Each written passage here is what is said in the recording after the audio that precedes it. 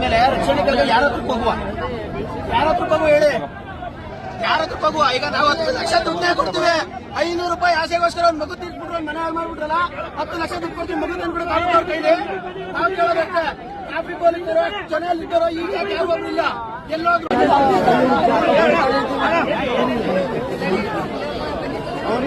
ಪರಿಹಾರ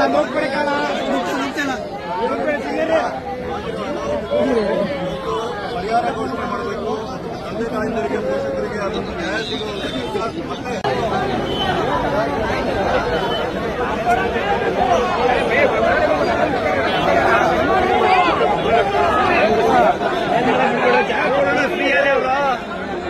ಜಾಗ ಮಾಡ್ರಣ ಎಲ್ಲರೂ ನಾಳೆ ಆಗಲ್ಲ.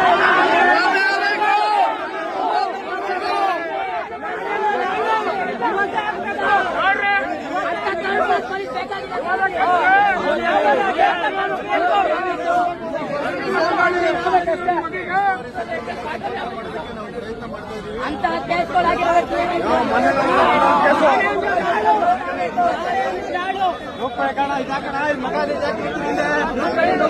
ವರ್ಷದಿಂದ ರೇಟ್ ಕೇಸ್ ಕ್ಲಿಯರ್ ಆಗಿಲ್ಲ, ಇದಾಗುತ್ತಾ ನಾಳೆ ಆಗಲ್ಲ,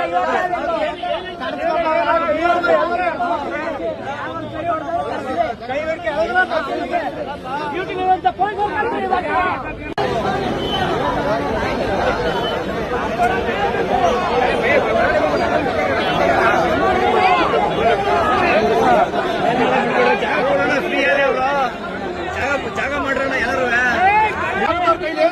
ನಾವು ಕೇಳೋದಕ್ಕೆ ಟ್ರಾಫಿಕ್ ಪೊಲೀಸರು ಜನ ಈಗ ಯಾರು ಒಬ್ರು ಇಲ್ಲ, ಎಲ್ಲೋದ್ರು ಪೊಲೀಸ್ ನೋಡ್ಬೇಕಾಗಿರು, ಡಿಪಾರ್ಟ್ಮೆಂಟ್ ಅವ್ರು ಬಂದು ನೋಡ್ತಾರ, ಎಲ್ಲೋದ್ರು ಈಗ ಅವ್ರು ಯಾರು ಬರಬೇಕು, ಬರುವವರೆಗೂ ಅಷ್ಟೇ. ಉಸ್ತುವಾರಿ ಸಚಿವರು, ಜಿಲ್ಲಾ ಉಸ್ತುವಾರಿ ಸಚಿವರು, ಡಿಸಿ ಅವರು, SP ಅವರು ಎಲ್ಲ ಬರಬೇಕು.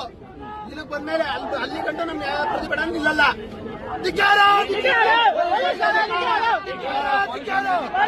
ಸಪೋರ್ಟ್ ಮಾಡಕ್ ಯಾವ ಊರಾದ್ರೇನು, ಯಾವ ಊರಿಗೆ ಯಾವ್ಯಾವ ಅಂತ ಕೇಳ್ತಾರೆ ಪೊಲೀಸರು.